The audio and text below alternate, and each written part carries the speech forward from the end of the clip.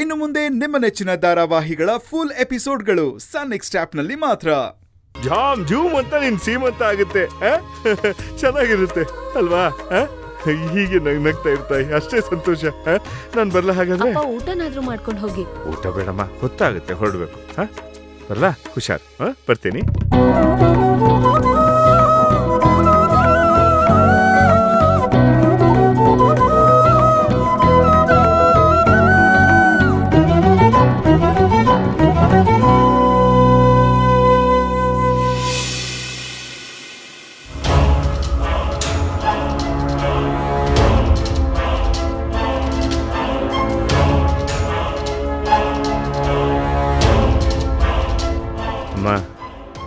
ಒಂದು ಮುಖ್ಯವಾದ ವಿಷಯ ಮಾತಾಡಬೇಕಿತ್ತು, ಅದಕ್ಕೆ ನಿಮ್ಮ ನೋಡಿ ಹೇಳ್ಬಿಟ್ಟು ಹೋಗೋಣ ಅಂತ ಬಂದೆ.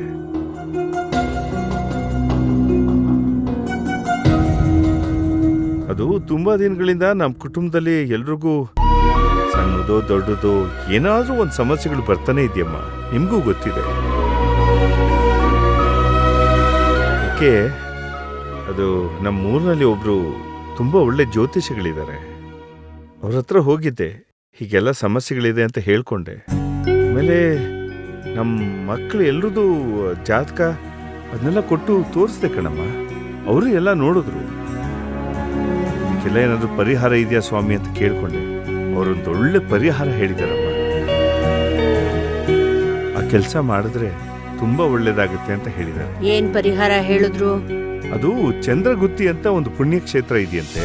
ಅಲ್ಲಿಗೆ ಎಲ್ರೂ ಒಟ್ಟು ಹೋಗಿ ಒಂದು ಪರಿಹಾರ ಪೂಜೆ ಮಾಡಿಸ್ಕೊಂಡು ಬಂದ್ರೆ, ಅದರಲ್ಲೂ ಜೀವನದಲ್ಲಿ ಕಷ್ಟಗಳಿರೋರು ಹೋಗಿ ಬಂದ್ರಂತೂ ಭಗವಂತ ಬೇಗ ಅವ್ರ ಕಷ್ಟಗಳನ್ನ ಪರಿಹಾರ ಮಾಡ್ತಾನೆ ಅಂತ ಹೇಳಿದ್ದಾರೆ.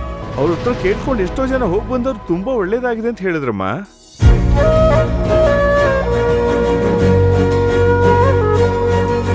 ಅದಕ್ಕೆ ಅವ್ರು ಹಾಗೆ ಹೇಳಿದ ತಕ್ಷಣ ಹೊರಡೋದಕ್ಕೆ ನಾನು ಎಲ್ಲ ಏರ್ಪಾಟು ಮಾಡ್ಕೊಂಡ್ಬಿಟ್ಟೆ ಕಣಮ್ಮ.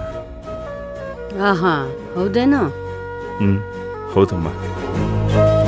ಪರಿಹಾರ ಪೂಜೆಗೆ ನೀವು ಹೂವಿನ ಅಳಿಯಂದ್ರನ್ನ ಕಳಿಸ್ಕೊಡ್ಬೇಕಮ್ಮ.